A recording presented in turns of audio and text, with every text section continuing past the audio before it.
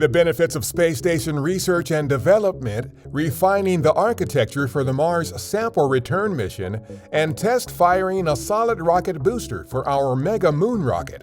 A few of the stories to tell you about this week at NASA. The 11th Annual International Space Station Research and Development Conference took place July 25th through 28th in Washington. The conference was hosted by the American Astronautical Society and the Center for the Advancement of Science in Space in cooperation with NASA. The event coincided with the release of the 2022 edition of the International Space Station Benefits for Humanity publication. The digital book, which is available online, is filled with examples of how people on Earth have benefited from research conducted in the microgravity environment of the space station. For more about the groundbreaking discoveries, benefits for humanity, and how the agency and its commercial and international partners are maximizing research and development aboard the space station, check out nasa.gov/station-benefits.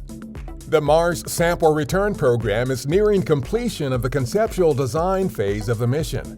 The program has reviewed, evaluated, and refined the mission architecture that will be used to return the scientifically selected samples currently being collected on Mars by our Perseverance rover.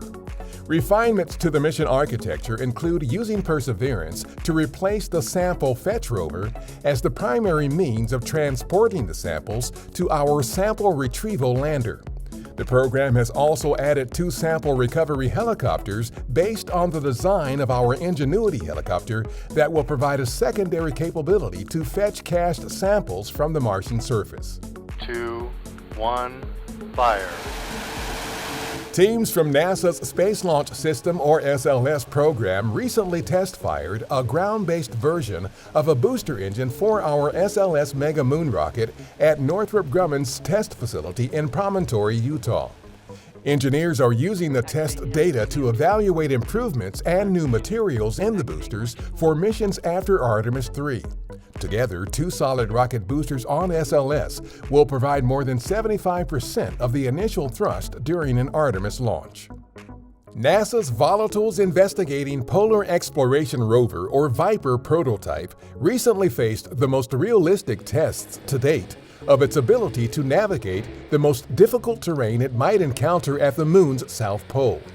The VIPER team used the Simulated Lunar Operations, or SLOPE lab at our Glenn Research Center to create an assortment of tricky soil conditions. They also tested the prototype's ability to use its wheels to inchworm its way out of being stuck.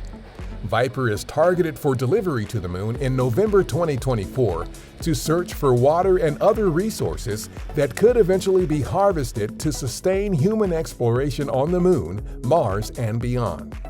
We participated in the Experimental Aircraft Association's AirVenture Oshkosh 2022 event. Our NASA pavilion included exhibits and hands-on demonstrations showcasing aviation-inspired technology and the latest in NASA aeronautics research, space exploration, science, and more. One of the goals of the annual event, which is often called the world's greatest aviation celebration, is to inspire the next generation of innovators. That's what's up this week at NASA. For more on these and other stories, follow us on the web at nasa.gov/twan.